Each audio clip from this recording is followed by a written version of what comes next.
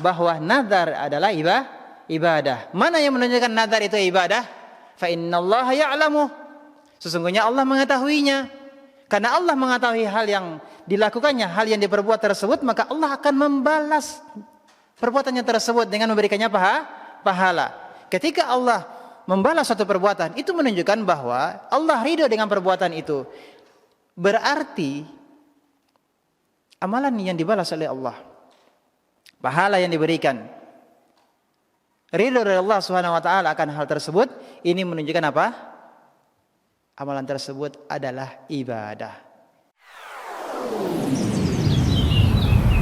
Najia TV, meniti jalan selamat. Bismillahirrahmanirrahim. Assalamualaikum warahmatullahi wabarakatuh.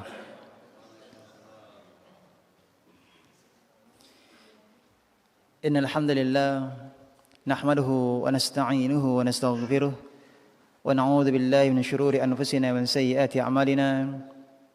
Man yahdihillahu fala mudilla lahu wa man yudlilhu fala hadiya lahu. Wa asyhadu an la ilaha illallah wahdahu la syarika lahu wa asyhadu anna Muhammadan abduhu wa rasuluh. Allahumma salli wa sallim ala nabiyyina Muhammad wa ala alihi wa ashabihi wa man tabi'ahum bi ihsanin ila yaumiddin. Amma ba'du. Bapak-bapak, ibu-ibu, kaum muslimin dan muslimat, a'azzani Allahu wa iyyakum. Alhamdulillah, alhamdulillahi rabbil alamin. Nikmat dari Allah Subhanahu wa taala berupa nikmat Islam, nikmat iman, taufik untuk bisa dapat kembali kita duduk di majelis yang mulia ini untuk melanjutkan pembahasan kita dari kitab Tauhid, yang mana pada pertemuan yang lalu kita telah membahas bab yang ke-11, yakni menyembelih binatang dengan niat lillah, dilarang dilakukan di tempat yang dipergunakan untuk menyembelih binatang bukan lillah.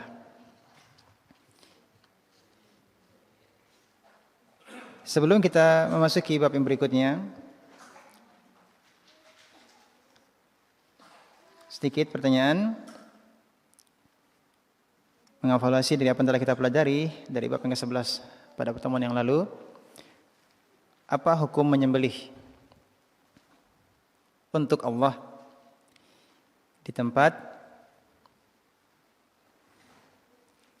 yang pernah dilakukan kesyirikan di tempat tersebut? Apa hukumnya? Silakan, ada yang bisa menjawab? Bebas ya, siapa yang boleh menjawab? Siapa saja boleh menjawab, silakan. Apa hukum menyembelih untuk Allah di tempat yang pernah apa?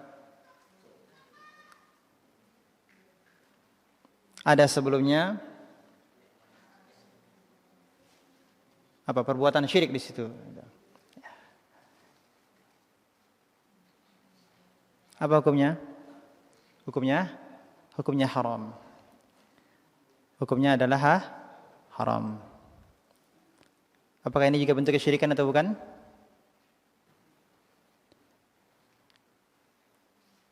Apakah ini juga bentuk kesyirikan atau bukan? Menyembelih untuk Allah. Ya, menyembelih untuk Allah. Niatnya memang lillah. Ya. Cuman yang menjadi permasalahannya adalah tempat menyembelih ini adalah bekas tempat pernah adanya kesyirikan di tempat tersebut. Bisa jadi itu adalah tempat yang dikeramatkan, kemudian ada yang sebelumnya orang juga menyembelih hewan tertentu. Ya. untuk jin penghuni tempat tersebut. Nah, bisa jadi demikian. Nah, kemudian setelah itu di waktu yang lain ada yang menyembelih di situ. Niatnya untuk Allah, bukan untuk melakukan kesyirikan. Tadi sudah dijawab, ya itu tidak boleh, terlarang, ya kan? Ya. Tapi pertanyaannya, apakah ini juga termasuk syirik ataukah tidak? Menyembelih untuk Allah di tempat yang pernah ada kesyirikan di tempat tersebut, seperti tempat yang ada berhala yang diibadahi tersebut, atau bisa menjadi tempat pernah diadakannya perayaan kesyirikan di tempat tersebut. Apakah ini juga termasuk kesyirikan juga ataukah bukan? Ya, padahal hukumnya adalah sunnah untuk yang kedua dan ketiga kalinya. Tapi dinadarkan, saya bernadar akan menunaikan ibadah haji 3 kali seumur hidup saya. Nah, ini berarti seseorang mewajibkan dirinya untuk melakukan suatu aktivitas ibadah yang pada asalnya tidak wajib baginya. Tadi haji yang kedua dan ketiga tidak wajib. Hukumnya sunnah baginya. Nah, sekarang ini pada kitab Tauhid khusus pembahasan tentang yang terkait dengan nadar, bukan selain yang diniatkan untuk selain Allah. Dan ini termasuk syirik. 6. Kita baca dalilnya yang didatangkan oleh Syekh. Di sini ada berapa dalil pada bab yang ke-12? Ada 3. 2 dalil dari Al-Quran dan 1 dalil dari hadis. Baik, dalil yang pertama, yufuna bin nadhri wa yakhafuna yawman kana syarruhu mustatira. Mereka menunaikan nadar dan takut akan suatu hari yang azabnya merata di mana-mana. Ikhwati fillah rahimakumullah, pertanyaannya adalah, bab kita membahas tentang apa ini? Babnya apa? Bernadar untuk selain Allah syirik. Ya, bernadar untuk selain Allah syirik. Pertanyaannya adalah, apa hubungannya ayat yang disebutkan oleh penulis dengan bab?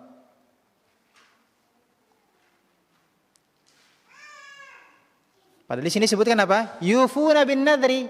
Mereka menunaikan nazar. Mereka menunaikan nazar.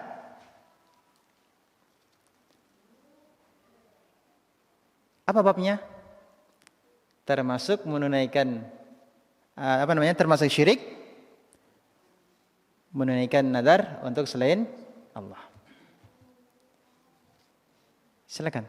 Siapa saja boleh? Ya, berusaha.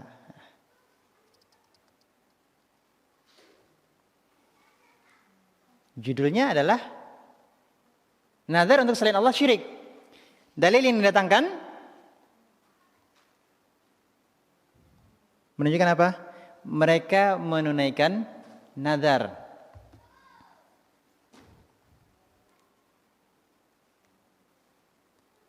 Apa kaitannya menunaikan nazar dengan untuk selain Allah? Termasuk syirik. Ini kita harus paham. Ya.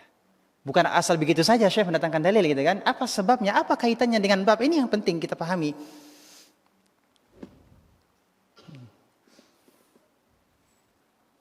Ya, silakan.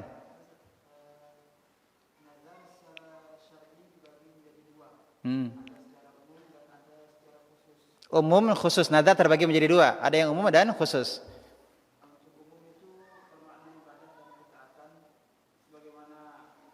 Bermakna umum berarti ibadah dan ketaatan. Terus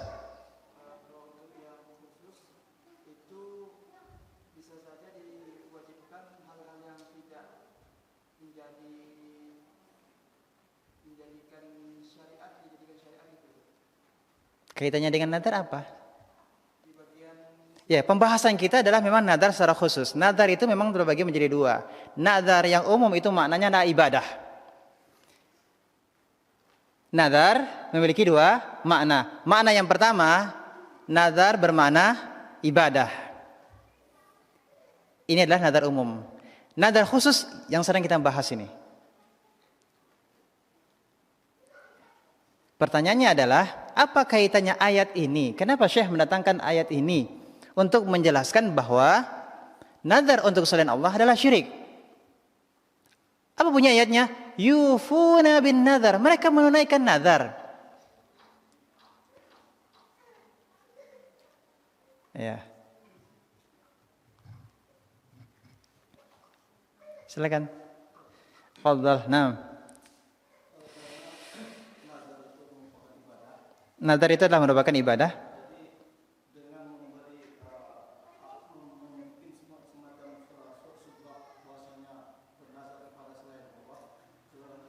Membuat subbab bahwa bernazar kepada selain Allah adalah kesyirikan.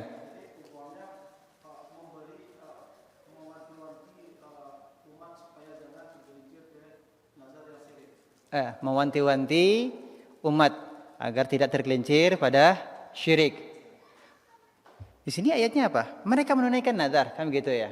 Mereka menunaikan nazar. Tadi sudah disebutkan nazar itu adalah ibadah.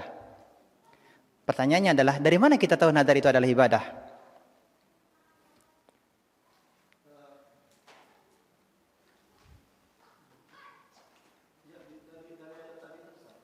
Mana? Ayat yang tadi disebutkan ya? Iya. Mana yang menunjukkan ibadah, bahwa nazar itu adalah ibadah? Mereka menunaikan ibadah.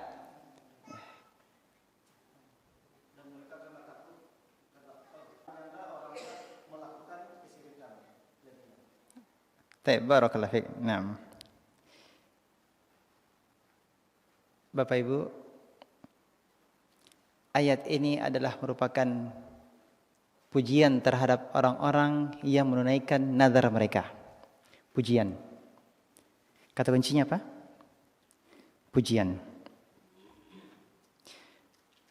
Amal apa saja yang pelakunya dipuji oleh Allah Subhanahu wa taala, dan hal ini disebutkan di dalam dalil baik di dalam Al-Qur'an maupun di dalam hadis, ini menunjukkan bahwa perbuatan tersebut adalah ibadah.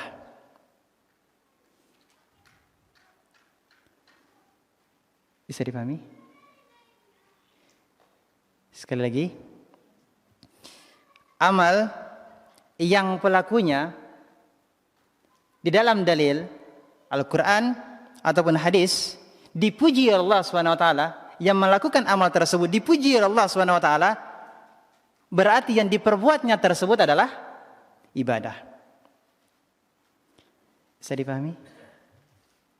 Yufuna bin nazar, mereka menunaikan nazar. Berarti Allah memuji orang-orang yang menunaikan nazar. Berarti nazar itu adalah ibadah. Sampai sini bisa dipahami? Kaitannya dengan, kita akan masuk kepada lebih khusus lagi. Berarti karena nazar itu ibadah, maka nazar itu hanya untuk Allah. Maka nazar yang diperuntukkan untuk selain Allah adalah syirik. Syiriknya syirik apa? Akbar atau asgar?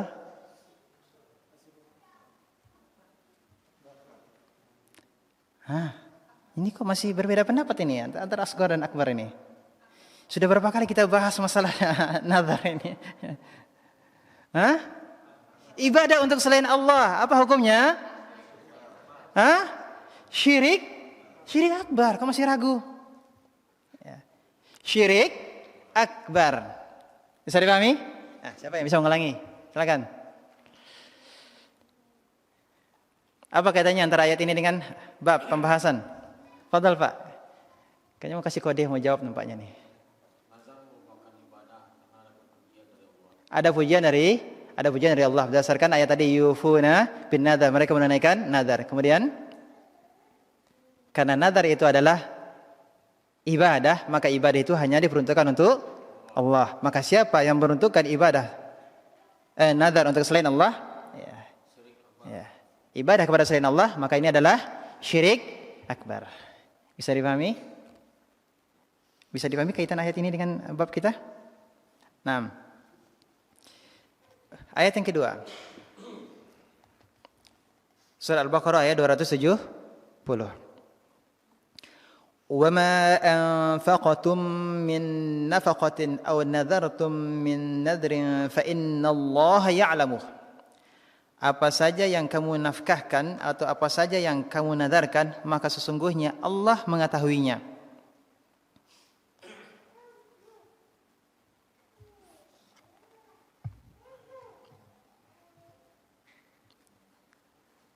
Mana dari ayat ini yang menunjukkan keterkaitannya dengan bab pembahasan? Bagian mana dari ayat ini yang menunjukkan bab pembahasan? Au nadartum min nadar. Apa saja yang kamu nadarkan? Nah, pertanyaannya, kan sudah dipahami Pak ya tadi maknanya? Apa kaitannya dengan bab? Apa saja yang kamu nafkahkan dan apa saja yang kamu nadarkan, fa innallaha ya'lamu. Allah mengetahuinya. Apa kaitannya dengan nazar bukan lillah, syirik?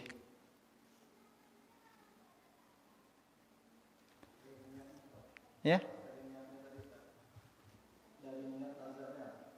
Nazar.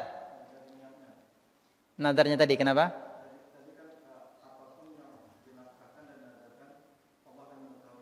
Ya.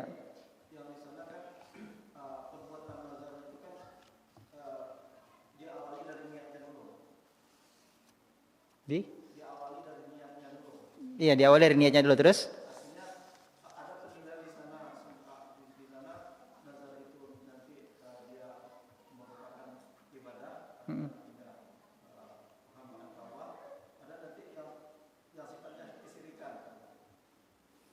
Itu dari niatnya tadi. Khair, barakallahu fiik. Ada yang lain?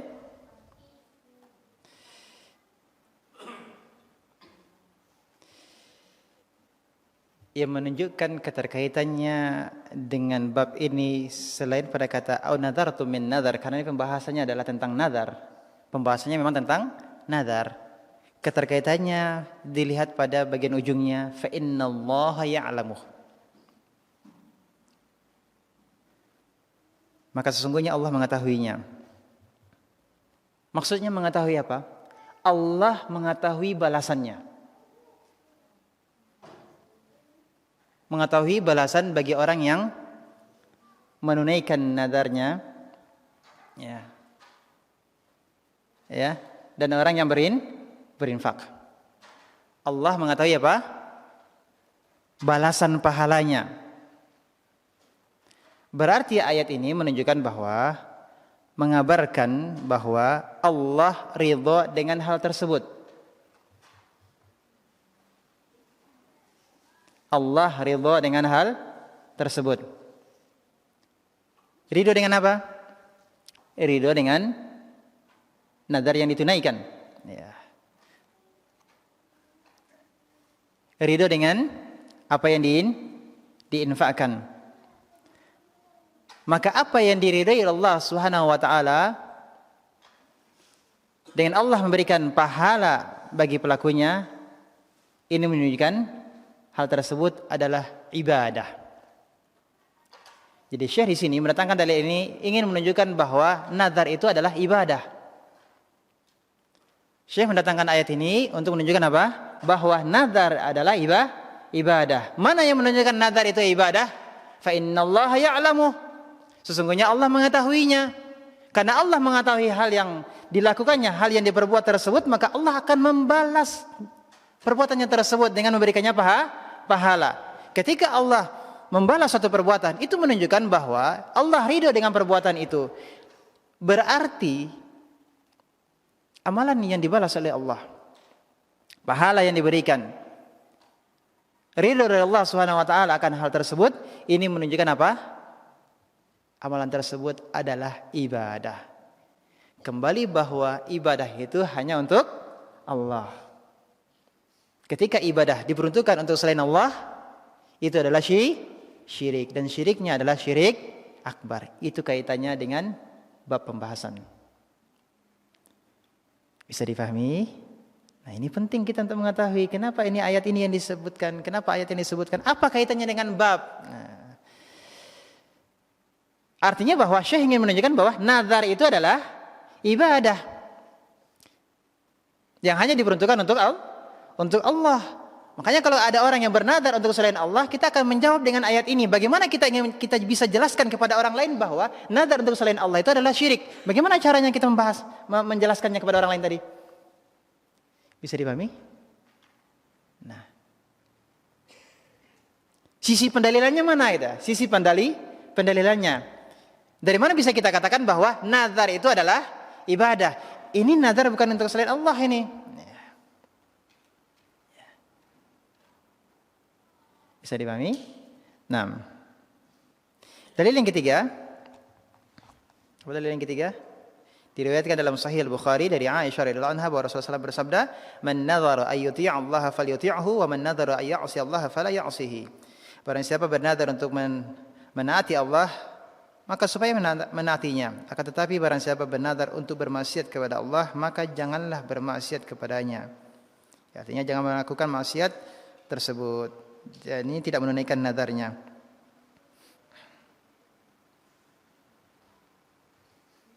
Kembali pertanyaannya, apa kaitannya hadis ini dengan menazar bukan lillah syirik? Hadisnya apa? Siapa yang bernazar untuk mentaati Allah, maka hendaklah dia menunaikan nazarnya dengan mentaati Allah. Namun siapa yang bernazar untuk bermaksiat kepada Allah, tidak boleh dia tunaikan nazarnya tersebut.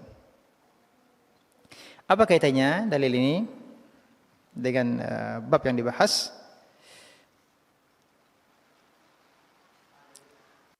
Nazar untuk Allah, ya, nazar untuk Allah berarti bernazar untuk melakukan suatu amal ketaatan kepada Allah. Seseorang bernazar berarti dia apa? Dia berniat untuk melakukan suatu ketaatan. Kan begitu ya? Seseorang bernazar untuk melakukan suatu amal ibadah, berarti dia berniat untuk melakukan suatu ketaatan kepada Allah Subhanahu wa taala. Dan ketaatan kepada Allah itu adalah ibadah. Ketaatan kepada Allah itu adalah ibadah. Kembali bahwa ibadah itu hanya untuk Allah. Ibadah yang ditujukan kepada selain Allah berarti syirik. Syiriknya adalah syirik akbar. Di sini dalam hadis disebutkan siapa yang bernazar untuk menaati Allah. Menaati Allah berarti beribadah kepada Allah. Menaati Allah berarti beribadah kepada Allah. Berarti nadarnya tersebut hendaklah nadar berupa ibadah, ketaatan kepada Allah. Selesai. Kandungan bab pertama, menunaikan nadar adalah wajib. Menunaikan nadar adalah wajib. Yang kedua, apabila sudah menjadi ketetapan bahwa nadar adalah ibadah untuk Allah semata, maka menyelewengkannya kepada selain Allah adalah syirik. Ketiga, dilarang untuk menunaikan nadar maksiat. Dilarang menunaikan nadar maksiat.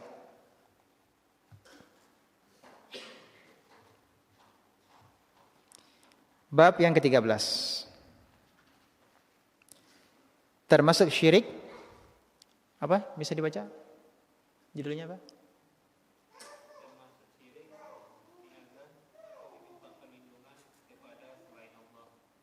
Meminta perlindungan kepada selain Allah, ya. Termasuk syirik adalah isti'adah. Apa itu isti'adah? Meminta perlindungan kepada selain Allah. Meminta perlindungan kepada selain Allah.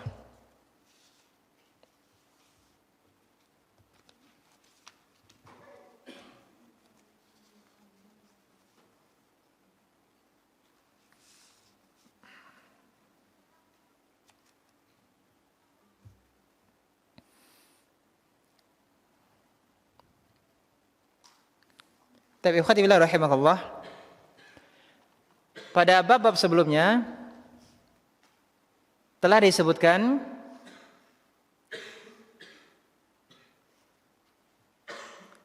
perbuatan-perbuatan yang dilarang,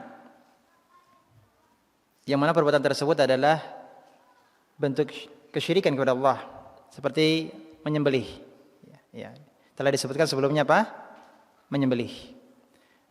Menyembelih ini terkait dengan perbuatan tubuh. Mohon diperhatikan, menyembelih terkait dengan perbuatan tubuh. Kemudian setelahnya disebutkan tentang nadar, yang baru saja kita selesai membahasnya. Ini terkait dengan apa? Terkait dengan perkataan, terkait dengan lisan. Karena seseorang kalau bernadar di dalam hati, apakah dia dianggap bernadar? Seseorang bernadar dengan tidak mengucapkannya, tapi dia mengatakannya di dalam hati. Apakah ini sudah termasuk bernadar? Belum. Berarti bernadar itu bagaimana? Berarti bernadar itu bagaimana? Dilafazkan, diucapkan. Berarti ini terkait dengan perbuatan lisan. Sekarang pertanyaannya, pembahasan kita sekarang adalah al-isti'adah, memohon perlindungan. Ini terkait dengan apa?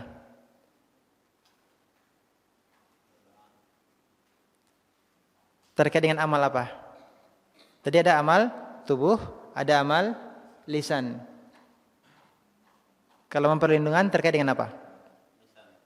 Dengan lisan juga? Lisan dan hati.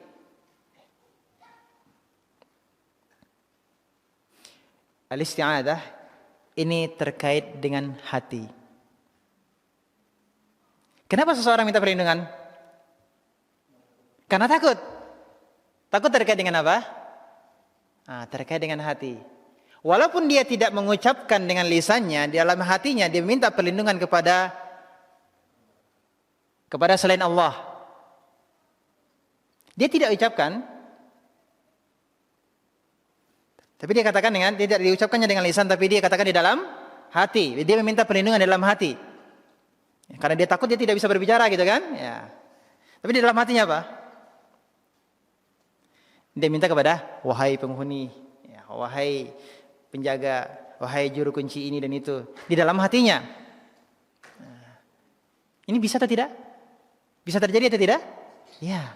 Berarti memohon perlindungan itu sebenarnya adalah terkait dengan hati. Ya, meskipun terkadang terucap dengan perkataan. Meskipun terkadang terucap dengan perkataan. Berarti ini sudah disebutkan ya. Tadi ada kaitannya dengan perbuatan tubuh, ada perbuatan lisan, ada terkait. Sekarang ini perbuatan hati. Baik, kita langsung pada dalil yang dibawakan oleh Syekh rahimahullah taala. Ada berapa dalil? Ada 2 dalil. Yang pertama dari Al-Qur'an dan yang kedua dari hadis. Baik. Yang pertama surat Al-Jin ayat yang ke-6. Wa annahu kana rijalun minal insi ya'udzuna birijalin minal jinni fazaduhum rahaqa. Dan bahwasanya ada beberapa orang laki-laki di antara manusia meminta perlindungan kepada beberapa laki-laki di antara jin. Maka jin-jin itu menambah bagi mereka dosa dan kesalahan.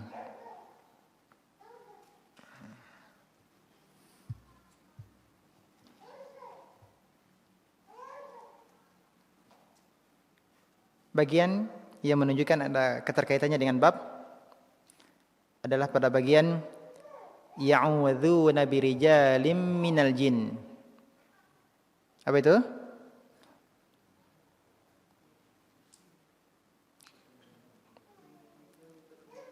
Mereka meminta perlindungan, yakni di antara manusia meminta perlindungan kepada jin.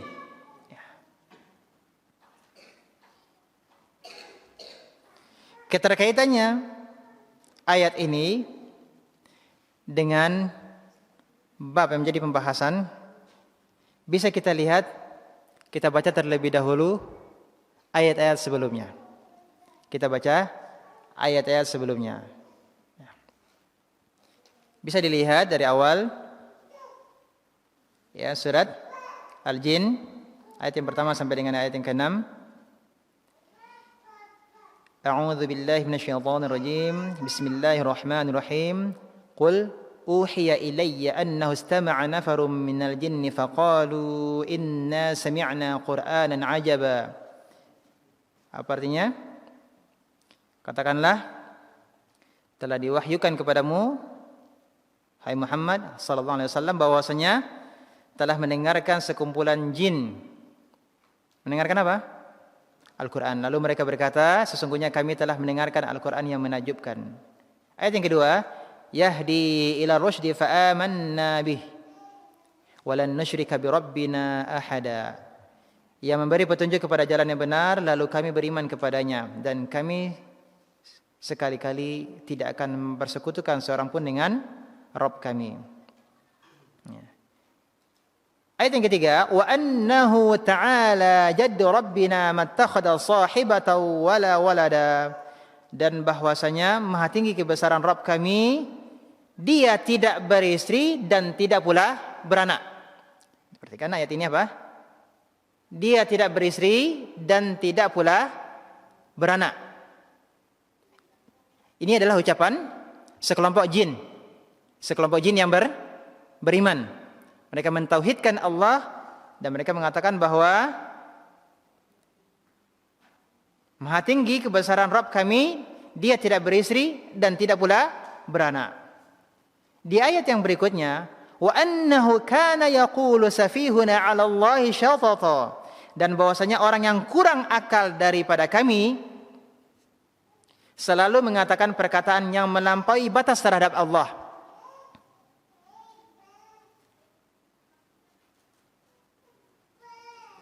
Ayat yang kelima, wa anna dhananna alla taqula al-insu wal jinnu 'ala Allahi kadhiba.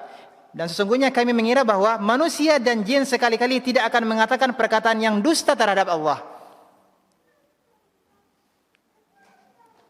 Apa perkataan dusta terhadap Allah? Kembali kepada ayat yang ketiga. Jin-jin ini yang beriman ini mengatakan Allah tidak beristri dan tidak pula beranak. Namun ada yang mengatakan, yang melampaui batas dengan mengatakan bahwa Allah mempunyai istri, mempunyai anak. Ini ucapan dusta yang melampaui batas. Baru kemudian di ayat yang ke-6, wa annahu kana rijalun minal insi ya'udzuna birijalin minal jinni fazaduhum rahaqa. Dan bahwasanya ada beberapa orang laki-laki di antara manusia meminta perlindungan kepada beberapa laki-laki di antara jin, maka jin-jin itu menambah bagi mereka dosa dan kesalahan.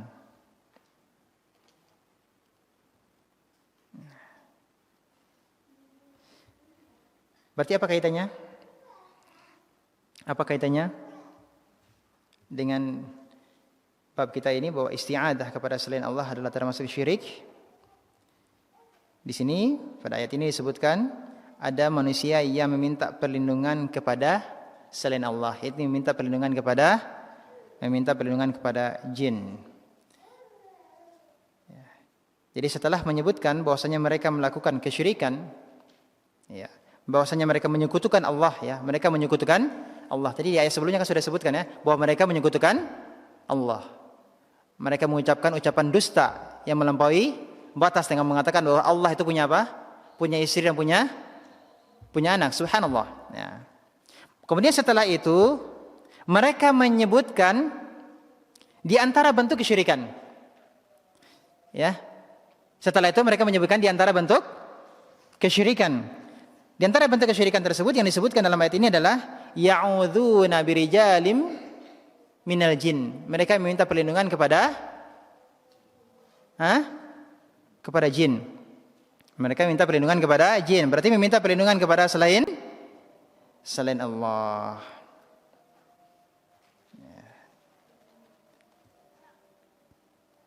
Berarti termasuk syirik kepada Allah adalah meminta perlindungan kepada selain Allah.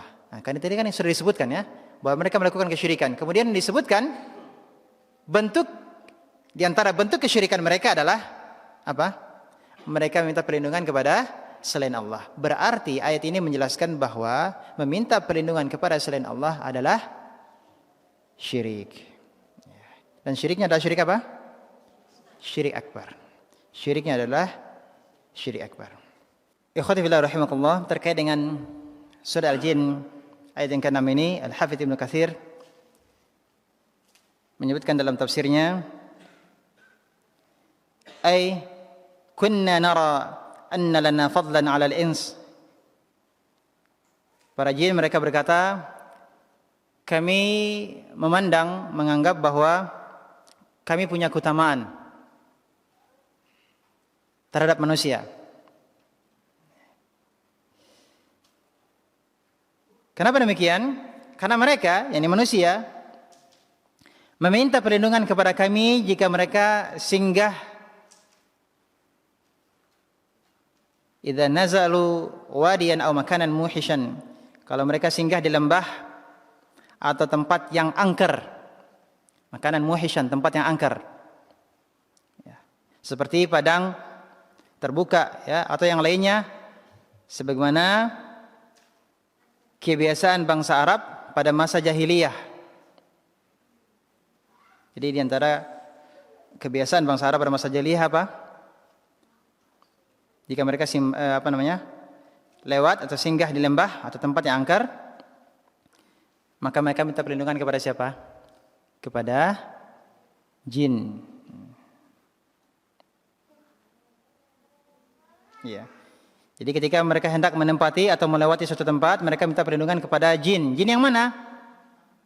Jin yang terbesar. Dari jin penghuni tempat yang mereka lewati tersebut. Kenapa mereka minta perlindungan kepada jin yang terbesar? Supaya tidak mengganggu mereka. Ya.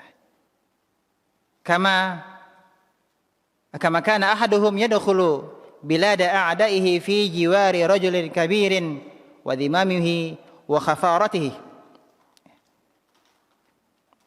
Sebagaimana salah seorang dari mereka masuk ke daerah musuh dengan perlindungan, jaminan keamanan dan penjagaan dari seorang pemuka di antara mereka.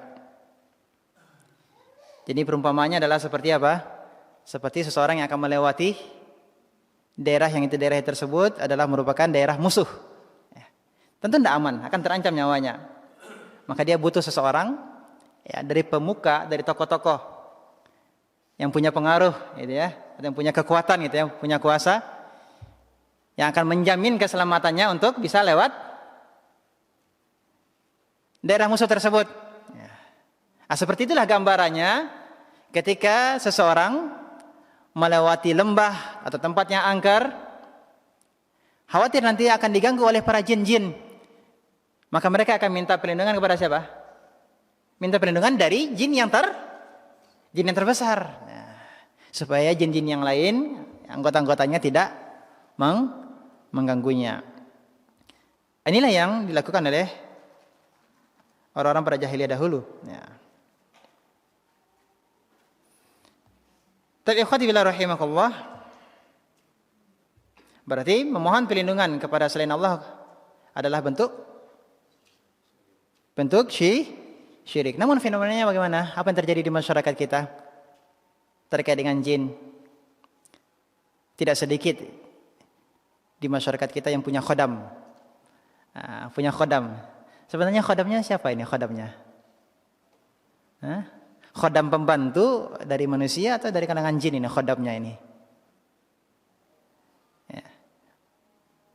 Ya, ada yang punya khodam ya. Khodamnya dari jin. Ya. Yang punya khodam merasa dia punya jin. Ya. Dia yang menguasai jin. Dia yang bisa memerintahkan, bisa melakukan ini dan itu sesuai dengan perintahnya. Padahal hakikatnya sebenarnya dia yang sedang dikuasai oleh jin. Karena jin itu tidak akan melakukan suatu perbuatan melainkan apa? Harus ada amalan-amalan tertentu, ada syaratnya. Siapa yang melakukan syarat jin tersebut? maka dia akan melakukan kesyirikan. Dia akan melakukan kesyirikan. Inilah yang terjadi di tengah masyarakat kita. Nah, kemudian berikutnya adalah dalil yang kedua. Apa dalil yang kedua? Khawlah binti Hakim menuturkan,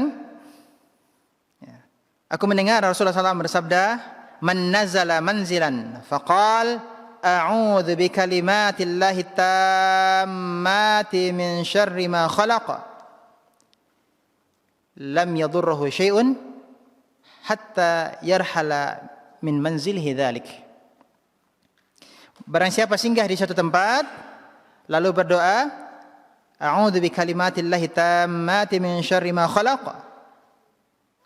aku berlindung dengan kalam Allah yang maha sempurna dari kejahatan segala makhluk yang Dia ciptakan. Aku berlindung dengan kalam Allah yang maha sempurna dari kejahatan segala makhluk yang Dia ciptakan. Siapa membaca doa ini, maka tidak ada sesuatu pun yang akan membahayakan dirinya sampai dia beranjak dari tempatnya itu. Hadis riwayat Muslim. Sebelum kita mengambil faidah dari dalil ini, apa kaitannya dalil yang disebutkan oleh Syekh dengan bab pembahasan?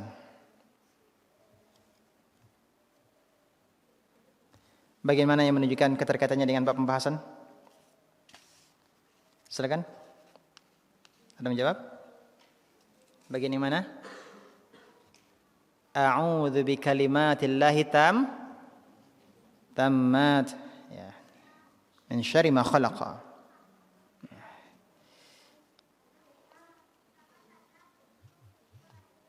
Dari dalil ini, hadis ini menunjukkan bahwa memohon perlindungan kepada Allah dengan nama-namanya dan sifat-sifatnya adalah ibadah. Sekali lagi,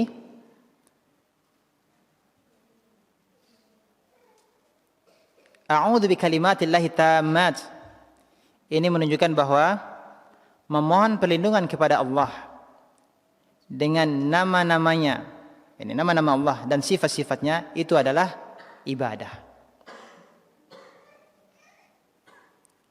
A'udzu bikalimatillahi tammat ini menunjukkan apa? Ibadah.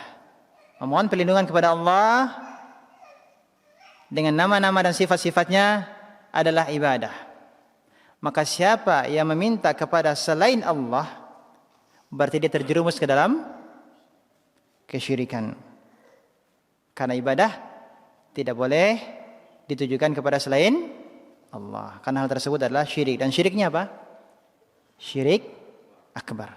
Syiriknya adalah syirik akbar. Dan ayat-ayat yang lain juga ada, ya, perintah kita memohon perlindungan kepada Allah. Dan perintah itu menunjukkan ketika Allah merintahkan, berarti itu menunjukkan apa? Ibadah. Sesuatu perbuatan yang diperintahkan oleh Allah itu menunjukkan apa? Ibadah. Apa contohnya? Qul a'udzu birabbil falaq. Katakanlah aku berlindung kepada Rabb yang menguasai subuh. Di surat yang lain, surat An-Nas apa? Qul a'udzu birabbin nas. Katakanlah aku berlindung kepada Rabb yang manusia atau Rabb yang menguasai manusia. Berarti perintah ini ya, perintah untuk memohon perlindungan kepada Allah. Apa yang Allah perintahkan itu menunjukkan apa? Ibadah. Berarti memohon perlindungan kepada Allah itu adalah ibadah. Dan masih banyak lagi ayat-ayat yang lain yang menunjukkan bahwasanya memohon perlindungan kepada Allah itu adalah ibadah. Wa qur rabbi a'udzu bika min hamazati syayatin. Katakanlah, wahai Rabb, aku berlindung kepadamu dari bisikan-bisikan syaitan. Ya, min hamazati syayatin, dari bisikan-bisikan syaitan. Ini semuanya perintah yang menunjukkan bahwa itu adalah ibadah. Yani memohon perlindungan kepada Allah itu adalah ibadah. Tapi kita ambil pelajaran kandungan bab ini. Pertama, tafsiran ayat dalam surah Al-Jin. Di antaranya tafsir telah kita sebutkan tadi. Ya, di antara tafsir dari Ibnu Katsir. Silakan lihat catatan kaki. Dalam ayat ini Allah SWT memberitahukan bahwa ada di antara manusia yang meminta perlindungan kepada jin agar merasa aman dari apa yang mereka khawatirkan. Akan tetapi jin itu justru menambah dosa dan rasa khawatir bagi mereka karena mereka tidak meminta perlindungan kepada Allah. Dengan demikian, ayat ini menunjukkan bahwa isti'adzah, yakni meminta perlindungan kepada selain Allah adalah termasuk syirik dan terlarang. Yang ketiga, hadis tersebut di atas sebagaimana disimpulkan oleh para ulama merupakan dalil bahwa kalamullah bukan makhluk. Kalamullah bukan ciptaan Allah. Kalamullah bukan makhluk. Ya. Al-Quran adalah kalamullah. Al-Quran adalah di antara kalamullah. Ya. Al-Quran itu bukan satu-satunya kalamullah. Ya. Al-Quran itu bukan satu-satunya kalamullah. Ya. Apa yang diturunkan kepada Nabi Musa berupa apa? Berupa kitab apa? Taurat. Itu juga adalah kalamullah. Apa yang diturunkan kepada Nabi Isa berupa Injil. Itu juga merupakan kalamullah. Allah SWT berbicara dengan Nabi Musa. Itu juga merupakan kalamullah.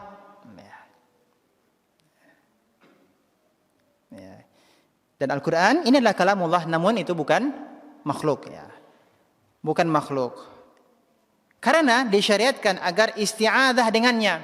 Beristi'adzah dengan kalamullah. A'udzu bikalimatillah. Ya.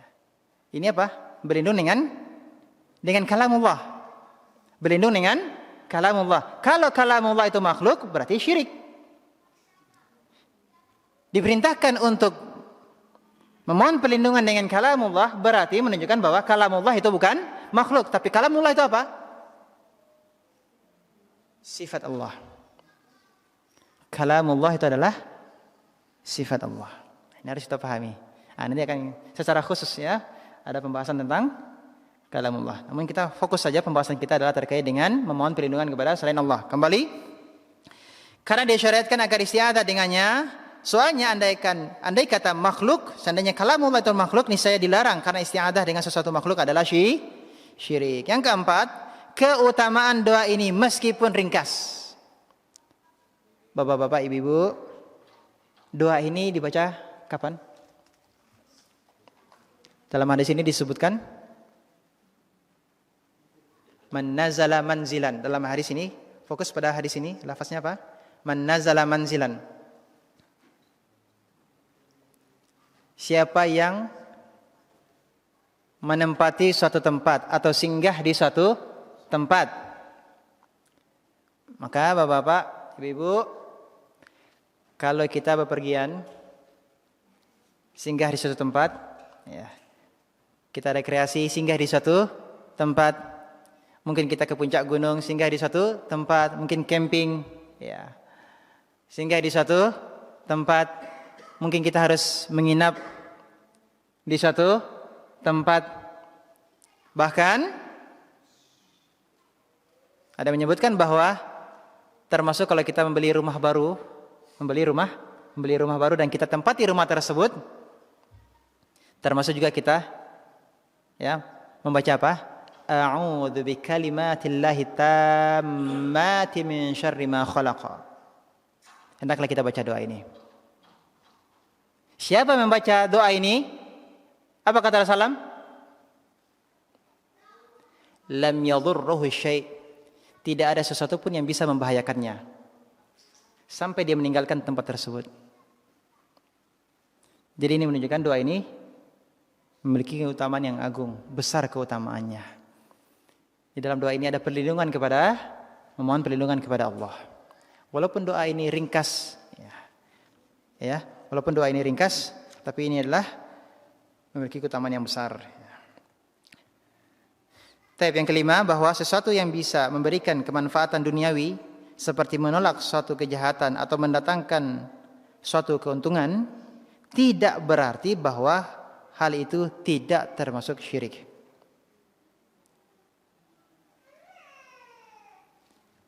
Kaitannya dengan ayat ini apa? Terkait dengan bab ini apa? Meminta perlindungan. Tadi meminta perlindungan kepada jin. Ya. Mungkin ada orang yang merasa dia dilindungi oleh jin. Berarti kan ada manfaatnya, manfaat duniawi. Meskipun dia harus melakukan apa? Syarat-syarat ritual-ritual kesyirikan. Ada manfaat duniawi bukan berarti menunjukkan itu tidak syirik. Karena ada orang mengatakan, ya saya merasa dilindungi, saya merasa mendapat keamanan dengan melakukan ritual-ritual tersebut. Jadi dia merasa Allah melindunginya. Sehingga dia merasa tidak melakukan kesyirikan. Maka di sini Syekh mengatakan bahwa bisa jadi itu dikatakan manfaat, sifatnya duniawi, ya. Terhindar dari suatu kejahatan ataupun suatu mudarat, dia mendapatkan suatu keuntungan, manfaat, bukan berarti itu tidak termasuk syirik. Seperti selesai dua bab pembahasan kita di kesempatan ini, bab yang ke-12 dan ke-13. Alhamdulillahirabbil alamin. Cukup? Ada pertanyaan terkait dengan bab ini? Silakan.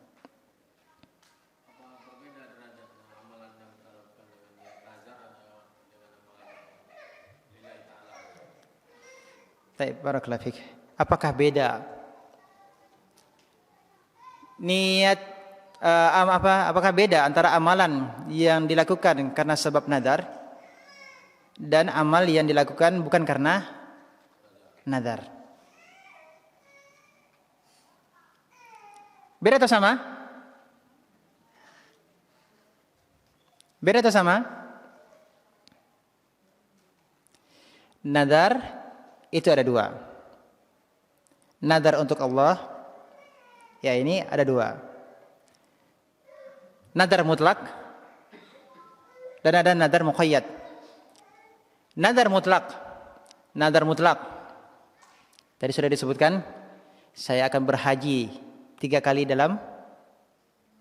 dalam seumur hidup saya. Ini mutlak, tanpa embel-embel. Tanpa embel-embel. Atau dikatakan saya bernadar akan berpuasa Senin dan Kamis di bulan ini. Artinya setiap Senin dan Kamis di bulan ini dia akan berpuasa. Padahal hukum puasa Senin dan Kamis itu apa? Sunnah, tapi dia mewajibkan dirinya. Tapi tanpa embel-embel apa? Artinya tanpa ada syarat tertentu. Kalau saya naik pangkat, saya akan haji 3 kali. Nah, ini kan berarti ada embel-embelnya. Berarti kalau nggak naik pangkat, nggak dia tunaikan nadarnya, kan begitu kan? Nah, ini kan berbeda Pak ya. Kalau saya lulus, saya akan berpuasa Senin dan Kamis selama sebulan. Contohnya. Atau kalau saya lulus, saya akan berinfak 1 juta. Nah, ini namanya nadar apa? Nadar mu'allaq. Bersyarat. Masih menggantung. Artinya, kalau apa yang menjadi keinginannya tercapai, baru dia menunaikan nadarnya. Kalau nadar yang mu'allaq ini hukumnya makruh kita bernadar. Memulai nadar dengan nadar mu'allaq ini hukumnya makruh. Hendaklah kita tinggalkan nadar mu'allaq ini. Tetapi nadar yang pertama, nadar mutlak itu disyariatkan. Nadar yang mutlak tadi, artinya tanpa embel-embel, tanpa syarat, itu disyariatkan. Ya, itu dianjurkan. Karena dia ingin menguatkan dirinya untuk bisa beribadah kepada Allah. Betul-betul dia ingin beribadah kepada Allah, bukan karena duniawi. Tadi kalau saya lulus berarti kan karena apa? Duniawi kan? Keinginan duniawinya kalau dia lulus. Kalau saya naik pangkat, saya dipromosikan gitu. Berarti kan ada embel-embel duniawi gitu. Jadi ada keinginannya. Kalau terwujud baru dia beribadah. Kalau tidak, dia tidak akan beribadah kepada Allah. Dia tidak akan berinfak, dia tidak akan berpuasa Senin Kamis gitu ya. Dia tidak akan haji ya. Kenapa? Karena apa yang diinginkannya belum tercapai. Inilah yang dikatakan oleh Rasulullah SAW sebagai orang yang bakhil. Nadar mu'allaq ini innama yustakhraju minal bakhil. Keluarnya nadar mu'allaq ini hanya dari orang yang pelit. Dia tidak mau melakukan ibadah melainkan kalau apa yang disyaratkannya tadi dikabulkan oleh Allah. Makanya dikatakan sebagai orang yang pelit. Maka nadar ini yang kedua ini tercela. Nadar yang kedua ini dengan syarat ini tercela. Tetapi wajib dia tunaikan kalau sudah dia nadarkan. Walaupun hukumnya makruh, karena ini adalah niatnya karena Allah, dia sudah nadarkan, maka wajib untuk ditunaikan. Kalau dia tidak tunaikan, berarti wajib baginya apa? Kafarah. Tentu berbeda kalau nadar yang mu'allaq ini tentu berbeda dengan nadar yang sebelumnya. Yang pertama nadar mutlak yang tanpa ada embel-embel. Ya. Saya akan berpuasa Senin dan Kamis di bulan ini tanpa syarat. Tentu ini murni karena Allah. Ya. Ya. Walaupun dia bernadar, tapi tujuan nadarnya apa? Memang untuk menguatkan dirinya supaya bisa. Karena kalau sudah dia wajibkan berarti dia harus. Kan begitu. Nah.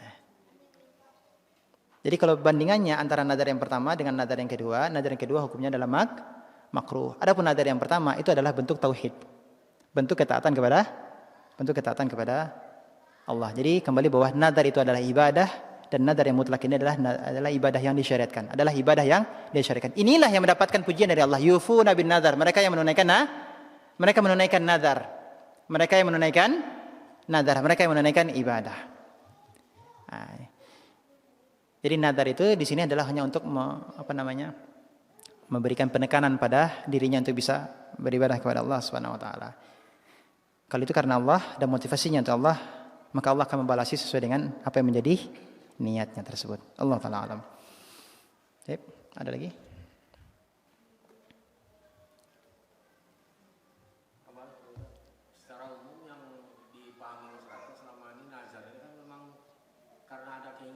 Iya. Nazar secara mutlak ini pengetahuan kami belum ada kerja. Iya. Karena ada keinginan aja orang bernazar. Iya. Yang dipahami masyarakat secara umum seperti itu nazar. Iya, betul. Keinginan baru bernazar.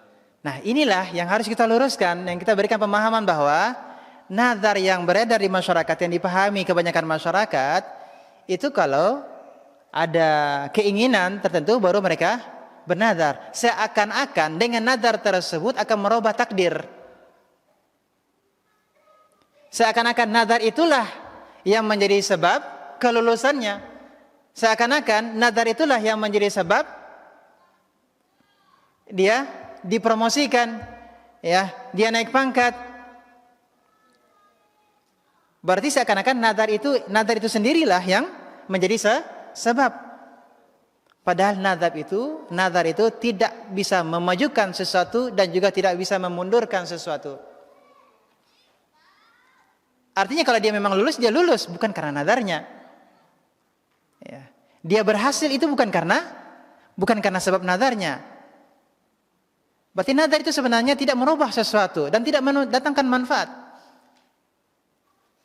Tidak mendatangkan manfaat. Maksudnya di sini adalah nadar yang mu'allaq ini tidak mendatangkan manfaat. Keyakinan masyarakat yang banyak diyakini oleh masyarakat memang terkait dengan nadar yang kedua tadi, nadar mu'allaq. Yang ada embel-embelnya, yang ada syaratnya, yang ada keinginannya. Nah, ini hukumnya makruh. Justru terlarang kita bernadar dengan nadar ini, terlarang untuk memulainya. Itu terlarang. Makruh hukumnya. Tercela. Namun kalau sudah bernadar wajib untuk tunaikan. Kalau memang nadarnya itu dalam rangka apa?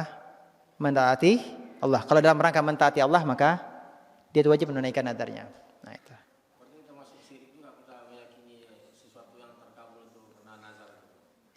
Kalau dia meyakini kita lihat kemana keyakinannya. Apakah nadar itu sendiri menjadi nadar itu sendiri yang menjadi sebab, ataukah nadar ini sendiri memiliki kuasa murni mutlak tanpa Allah? Kalau seseorang meyakini bahwa nadar ini menjadi sebab, berarti dia meyakini sesuatu menjadi sebab yang tidak dijadikan sebab oleh Allah. Kan sudah kita bahas pada pertemuan-pertemuan yang lalu. Kalau seseorang meyakini sesuatu menjadi sebab yang Allah tidak menjadikannya sebagai sebab, berarti dia jatuh pada syirik. Syirik apa? Syirik Syirik asgar. Jatuh pada syirik asgar. Seseorang meyakini sesuatu itu adalah menjadi sebab, karena yang menjadikan sebab siapa? Siapa yang menciptakan sebab? Allah yang menciptakan sebab. Segala sesuatu itu Allah yang menciptakannya. Termasuk sebab itu adalah Allah yang menciptakannya.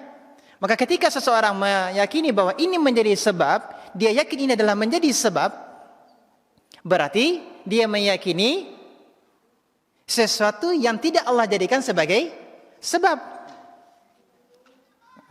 Bisa dipahami? Ini bolak-balik, ini mudah-mudahan bisa dipahami ini ya. Kesimpulannya bahwa nazar itu tidak menjadi sebab, tidak menjadi sebab. Barakallahu fiik. Ada lagi? Maka ini yang pentingnya kita untuk memahami, ya, belajar supaya kita paham. Oh, bukan berarti nazar itu tidak boleh sama sekali. Nah, ini keliru juga. Karena tadi yang disebutkan nazar itu kan ada dua makna. Nazar yang pertama adalah makna ibadah, ini makna umum. Dan makna khusus adalah tadi yang sedang kita bahas ini. Ini adalah makna khusus. Ini juga bagian dari ibadah. Nazar khusus. Nah, makna khusus dari nazar. Cukup Pak. Nah, barakallahu fiik. Silakan terakhir. Tidak ada maka kita cukupkan.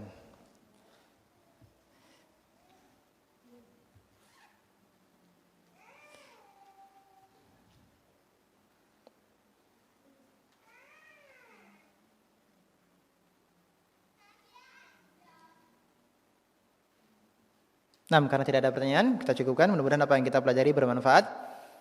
Kurang lebihnya kami mohon maaf dan terima kasih atas kehadiran dan perhatiannya. Jazakallahu khairan. Kita tutup dengan kafaratul majlis. Subhanaka bihamdik asyhadu an la ilaha illa anta astaghfiruka wa atubu ilaik. Assalamualaikum warahmatullahi wabarakatuh.